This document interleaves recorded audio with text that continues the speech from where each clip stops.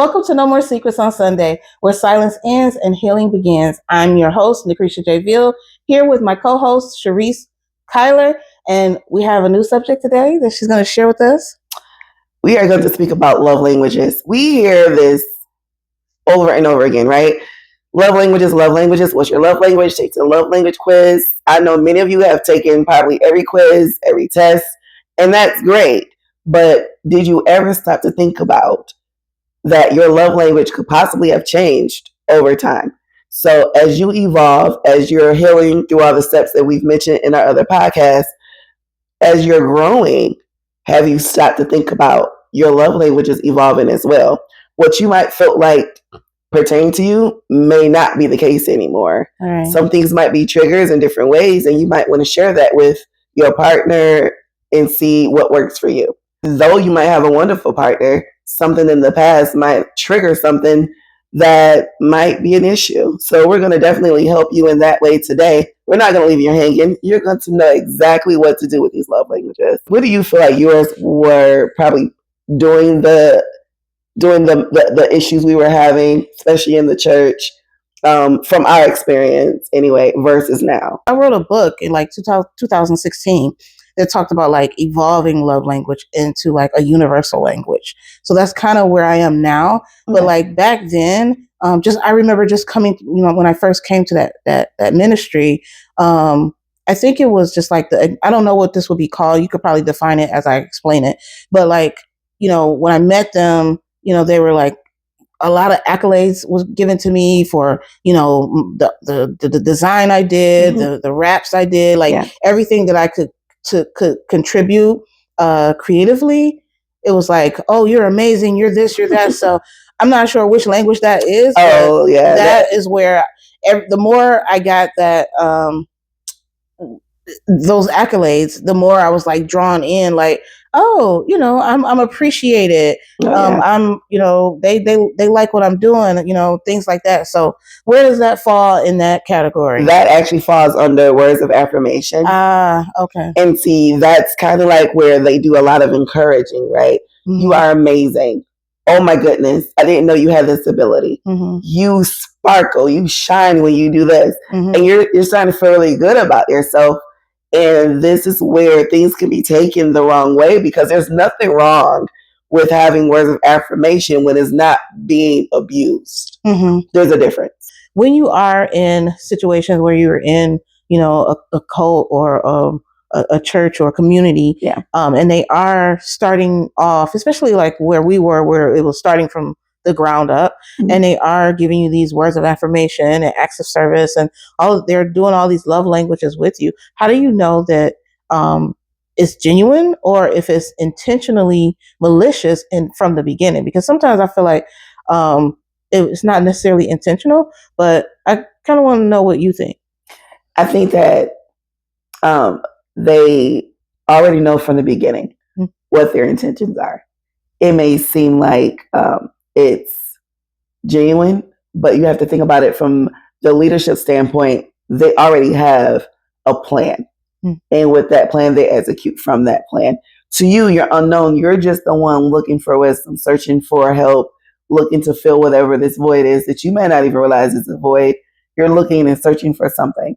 Sometimes you're dealing with people who can notice that, and they will start off with all these words of affirmation and pump you up to get you to be there because they have a plan in the future for you. Mm. They have a plan, and eventually it does change. It will switch out mm-hmm. to where it becomes a controlling thing. You have to know that at some point when it's being used in the wrong way, it's when it's used in a form of control. Yeah. And in those type of settings, the form of control slowly becomes, we only do this here. No one loves you like we love you. No one cares like we care.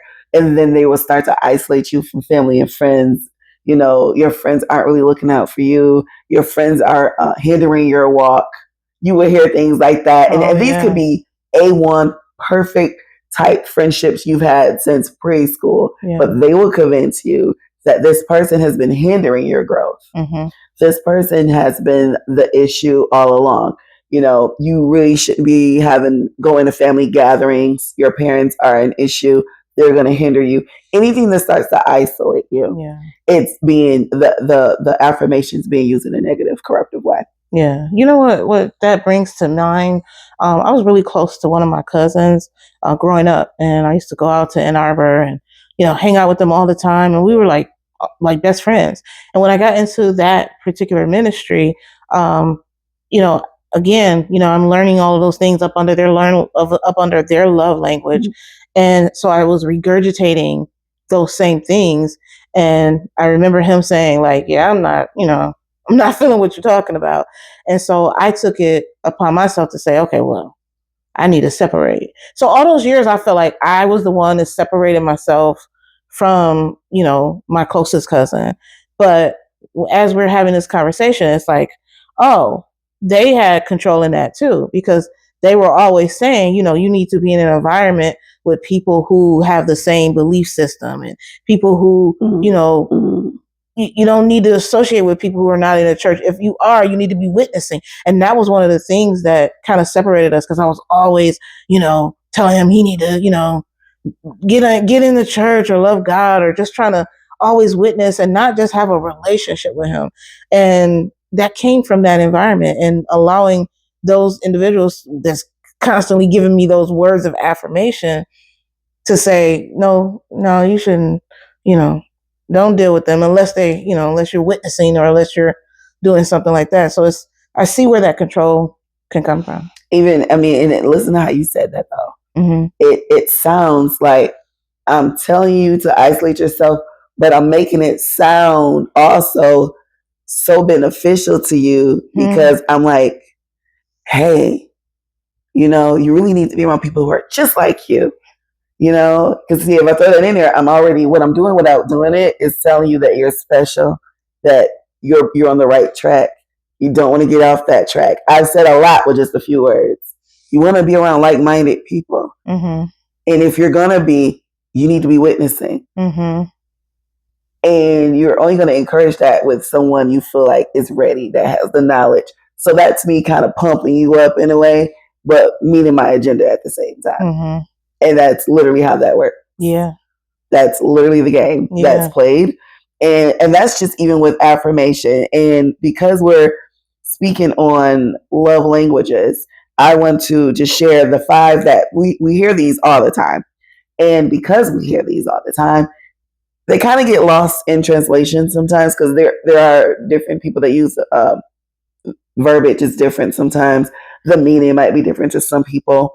But we have to also learn that we evolve. And as we evolve, these things can change, and all of them can apply to you. But let's go over these. So there's the 5 love languages: words of affirmation, physical touch, receiving gifts, quality time, and acts of service. I feel that for me, quality time has always been a thing, but I didn't know that actually until like after my divorce, if that makes sense. So prior to that, I didn't grow up in love. I did not grow up in a household of love. I grew up in survival, complete survival. Day one, I was not given any options. It's like that moment when whatever that age is, where you have awareness that you're a living being. Yeah. Whatever that recollection age is. For some people it's 2, for some people it's 3 or 4. From that moment on, I was always had to be in survival mode, because I was born into an abusive household. I didn't get these options. So I didn't know that these things existed. Okay. Yeah. And so for me, not until I was neglected in my marriage did I even know that there was a thing called quality time. I just had to research it because I stumbled upon it. I kept saying, let me just research and see, like, what does neglect look like? What does it mean if your spouse keeps telling you they want nothing to do with you, just off GP? And not realizing that all that time was for a whole different person, of course. But in that moment, I'm literally was doing all this research to figure out how to get his attention. And it was putting a strain on me. And I was exhausted, because what no one knew is I'm doing this research, but on the outside eye, he looks like this loving, perfect human being, and I'm suffering. Right. So that caused me to do research. And when I did that, that's how I stumbled across quality time. And I was like, what is this? Maybe I, whatever this is, maybe I do value that. Mm-hmm. But then after my divorce, I had to learn that even though I wanted that because I was neglected so much, I did value time, but I put boundaries around that. Yeah. And that's something that you have to do. Yeah. You have to do the boundaries. And for me, I don't mind the quality time, but I don't want to give somebody all of my time. You have to start off with that, like in a nice way, not like, back up off me or nothing like that. It's more of, yes, I'll see you on Monday at this time. Yes, we can do this, this, and this. Now, if you want to spend a whole day together, let that be established. Like, hey, are we spending Monday together and then we can stay somewhere and then we can leave Tuesday? Well, then you're going in knowing that you're spending Monday. All right.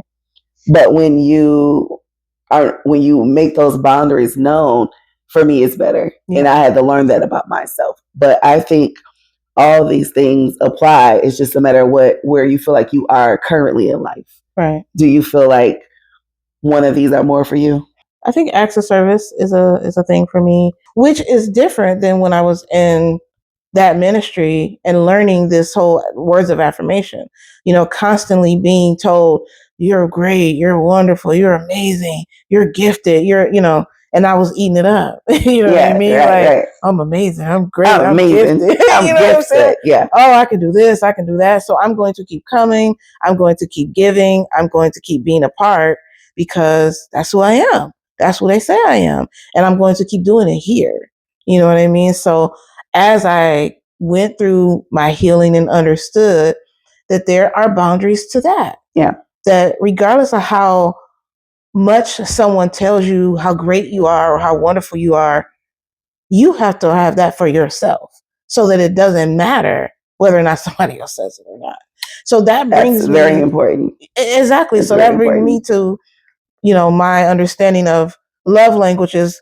I've had a kind of a, love-hate relationship with that, book and the whole following behind it, because I feel like there's much deeper things that you can embrace. And that's the universal love language that I feel that we all have. It's deeper. It's like this, you reach this spiritual alchemy where if I'm with somebody and they're on that same page, it's going to be organic. It's going to be automatic that they're going to show the words, their words of affirmation.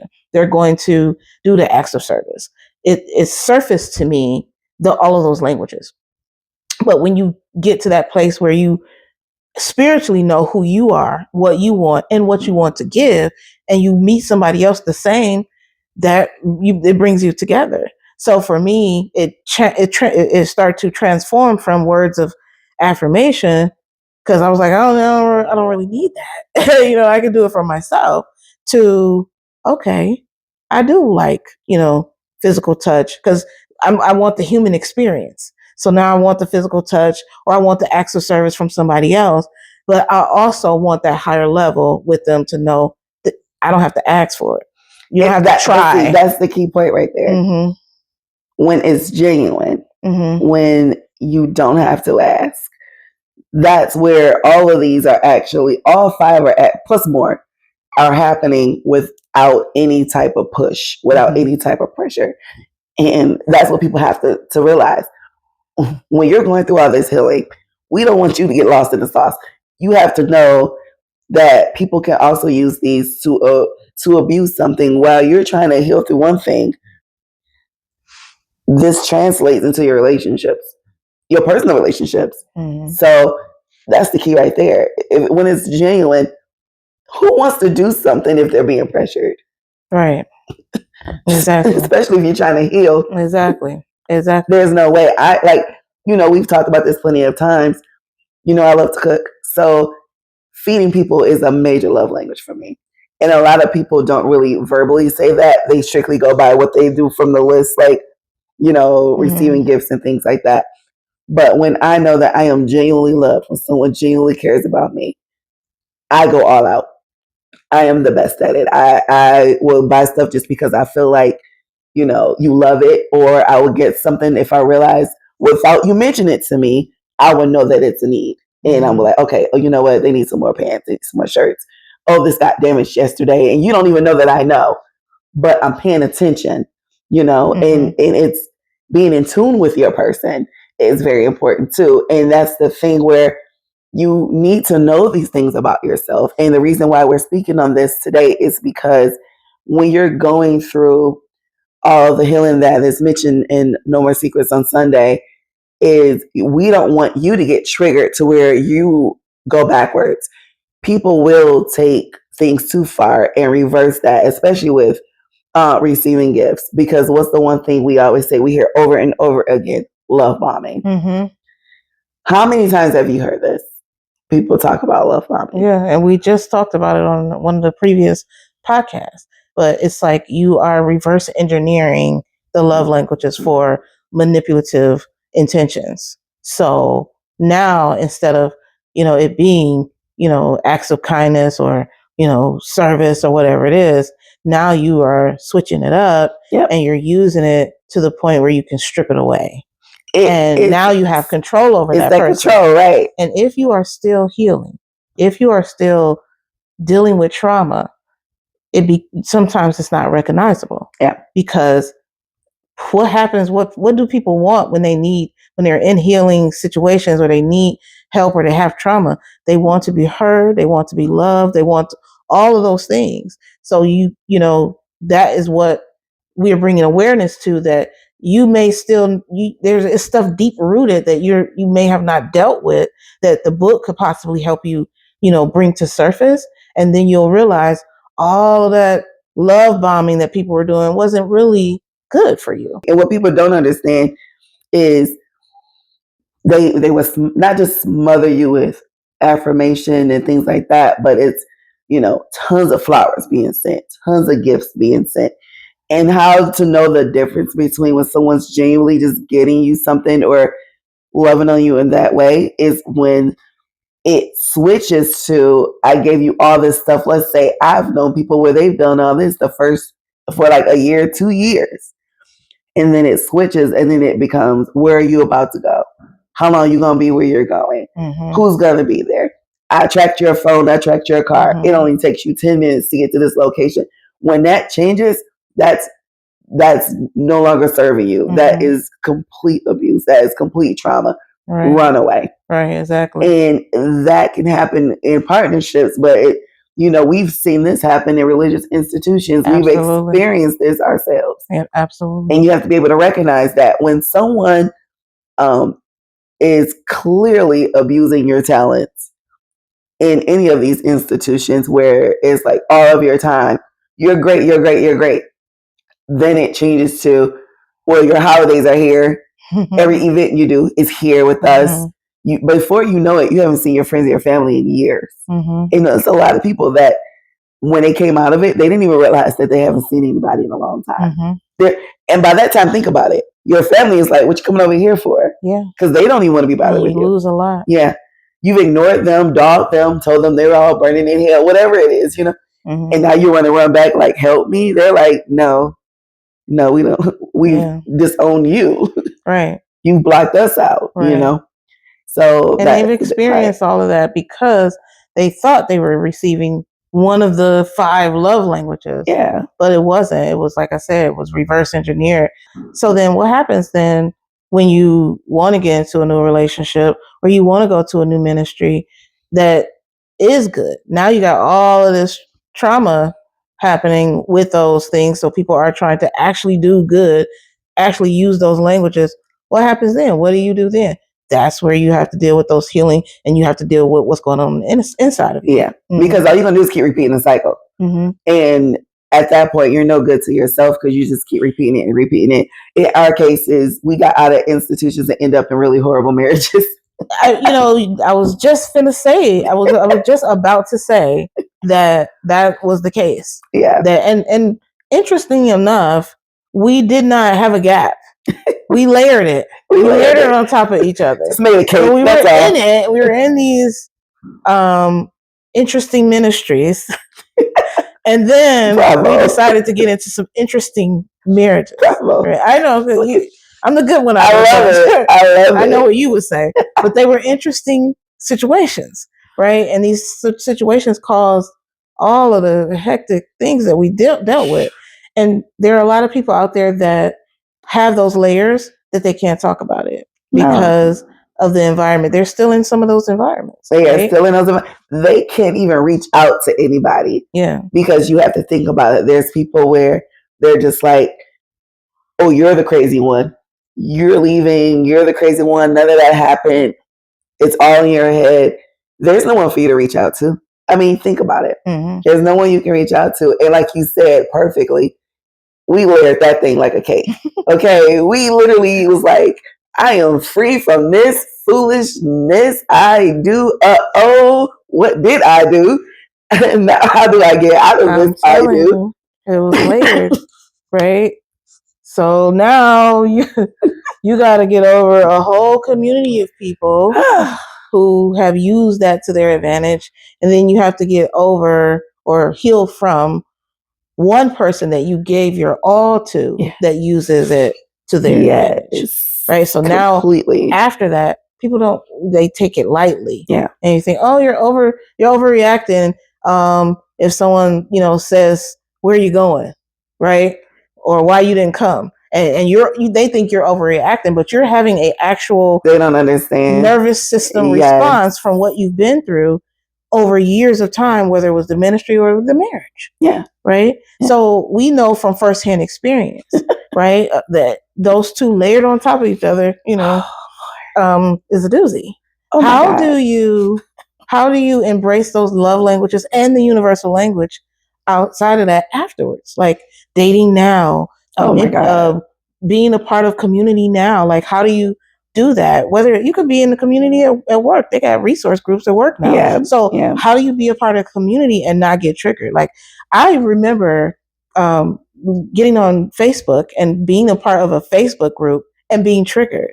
Like, I didn't trust these women. It was a women's group, and I didn't trust them. Just you said women's group, my skin. I promise you, all you said was women's group, and my skin starts raising because I can't even handle that, girl. So I'm just like, I don't know about this group. All of that just went. And I had to deal with that and say, am I doing too much here? Am I overthinking this? And honestly, I end up running into some issues in the group, but for the most part, every last one of them except one was great. I found out where I could find that boundary of where, okay, that language is fake. Yeah. That is not a real love language right there. That is an imposter. That is not handmade. that is from the corner store. Right in front of the dollar store. That is not authentic. It's not authentic. But the rest of them it was. And so I had to learn that along the way. And I'm continuously learning that, even, as I'm writing a book and getting community in that and learning that. That's why we created a community, for us to grow and heal together. Real healing, real growth, real space without judgment, and with, privacy and understanding. Right. So how do you navigate that now, knowing, what your acts of service was, what your love language was then, what your love language is now, and will it stay that way?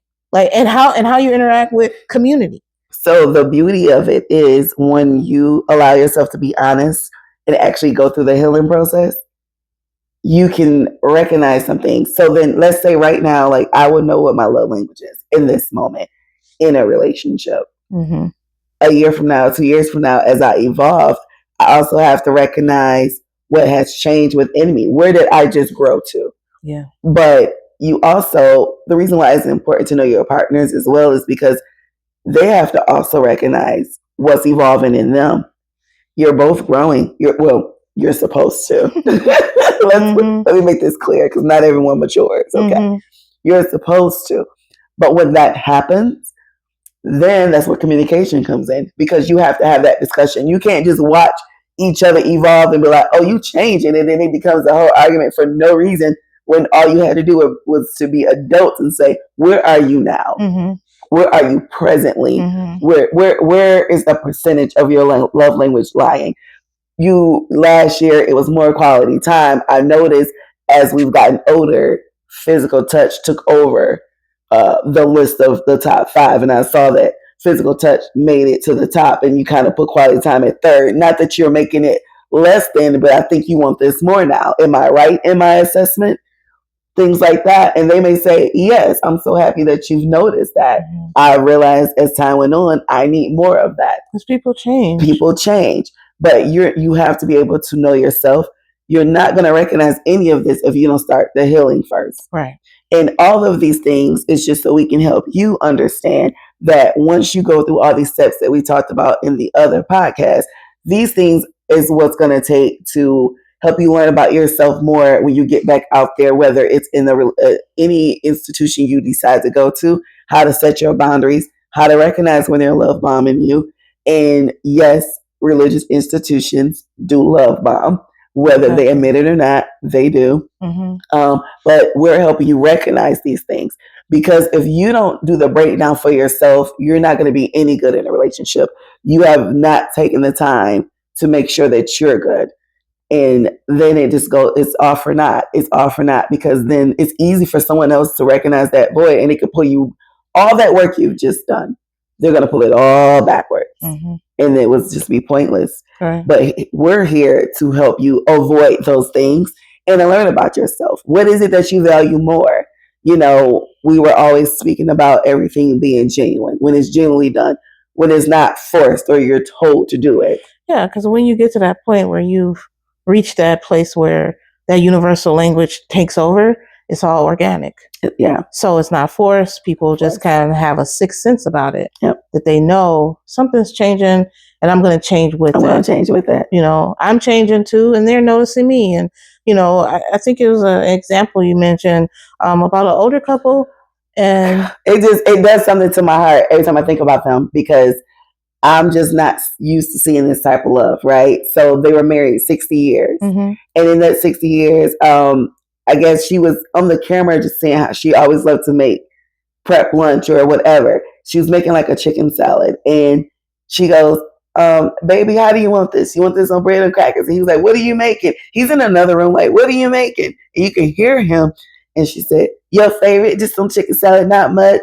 And she starts naming little stuff that's in it, which is so cute, right? And then he gets up and comes over to her and she's just like, here, taste a little bit of it. You wanted a little on a cracker? He was like, yeah, yeah. And she feeds it to him. And he's just like, oh, yeah, that's good right there. He said, not as good as you. Got it, you know, and he starts flirting with her. And I was like, oh, my gosh, this is amazing. This is amazing. And it's just like, wow, this does exist. But then she was like, okay, baby, you like what you want. So she grabs his face. She's like, you want it on a sandwich? You know, you want it on some bread? And I'm like, that is so beautiful. You know, like I would love to know what that feeling is like, but you can see how genuine it is. Like just watching them is it's amazing.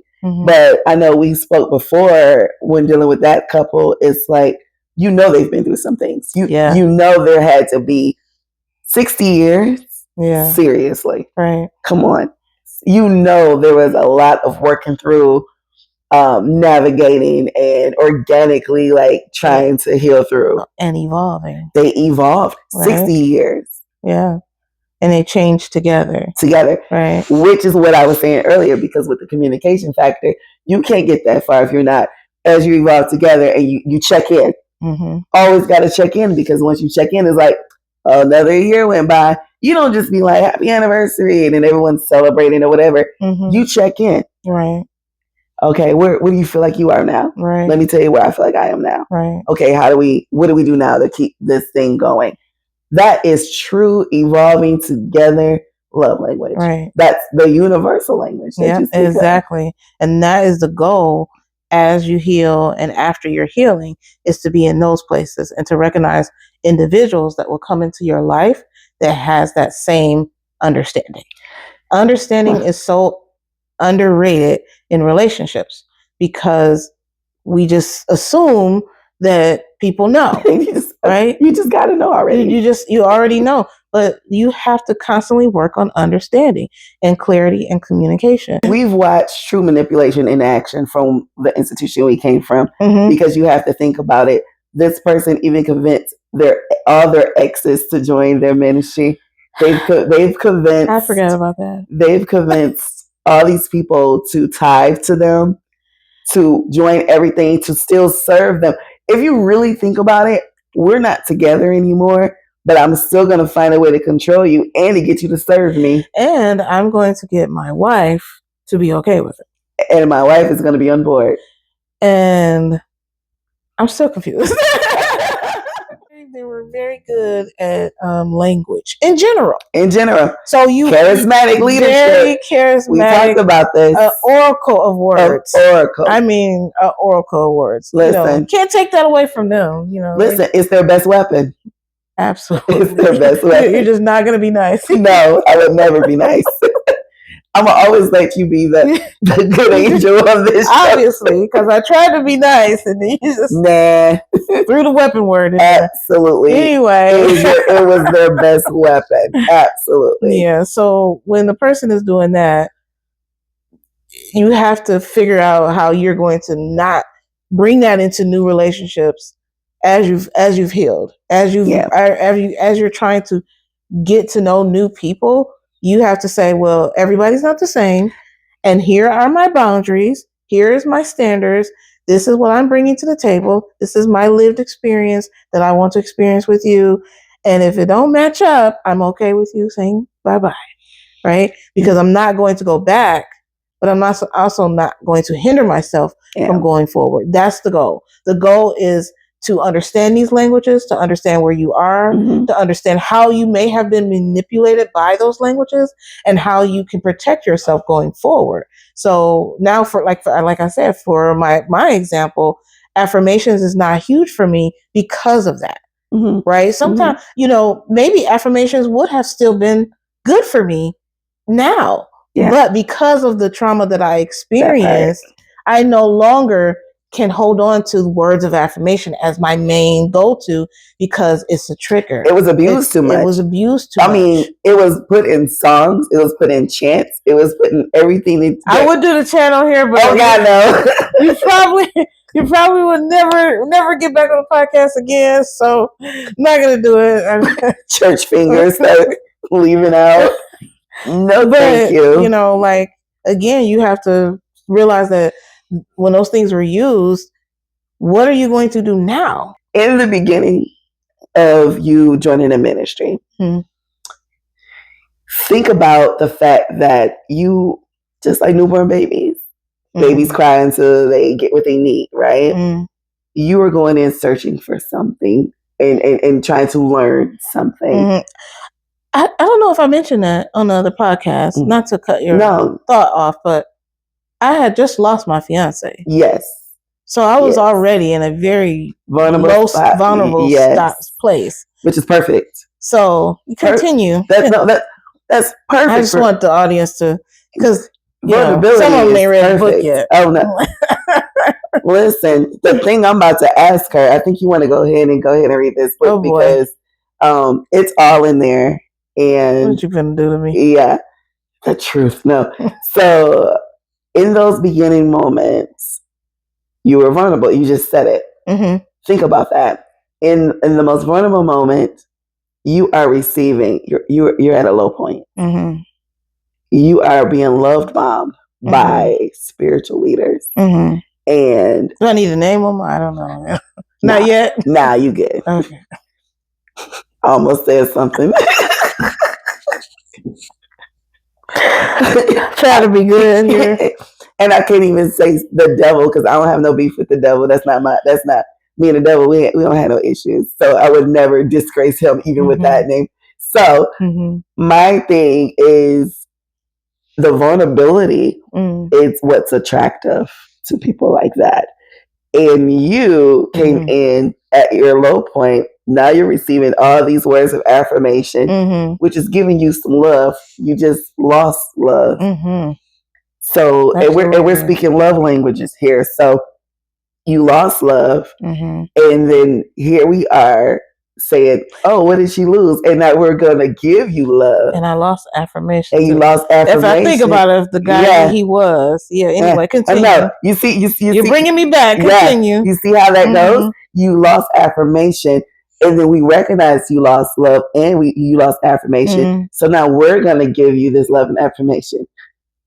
Because now we're going to try to replace all these things that we know you lost, and we know you're at a low point. So now I have to make you feel really good and really need it. But again, was that purposeful?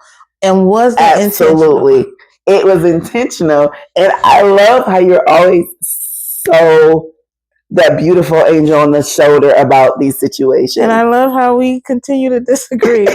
as much as we love each other, we will always disagree on this. We will always disagree. I think that they initially was a genuine person, and then they and then they just, like I said, like a celebrity. Like when you start out, you're just, nice summer walker singing beautiful, lighthearted. Next thing you know, you got a messed up BBL. Like, it was the same way. He started out.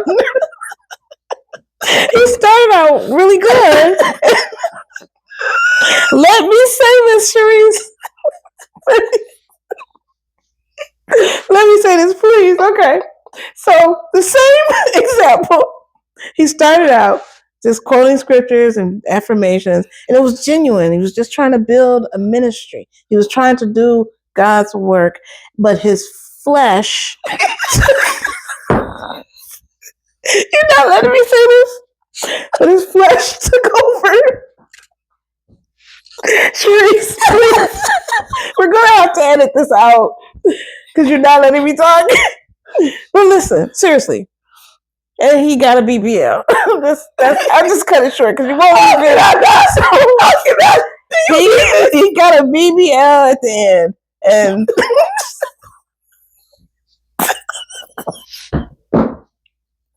I'm sorry, okay? I'm done. You're not editing this because this is genuinely. This is like you start out as a really good person, and then you just take advantage of your opportunities. And I think that they just took advantage of their opportunities, and they built their ministry. They did take advantage of the opportunities, and they also were extremely intentional when it came to you. Because whether his flesh took over or not, it was all intentional. Because he also intentionally was calling your phone on a regular. Yeah, and I talk about that in the book. It's all in the book. It's all in the book. I do it. Not the BBL. But yeah, he don't. Just so y'all know, there's no BBL. However, there was a natural. Yeah. Anyway, yeah. So you're right. But I was just saying that there was some genuine intention there somewhere. You don't agree. I don't. I think that yes, they were manipulated because they were doing that to other people. So I realize I'm self-aware to know I wasn't the only one. They were doing that to people before you even arrived. Yeah. So I realize that. I do understand that, but you have the idea that is just their sole intention.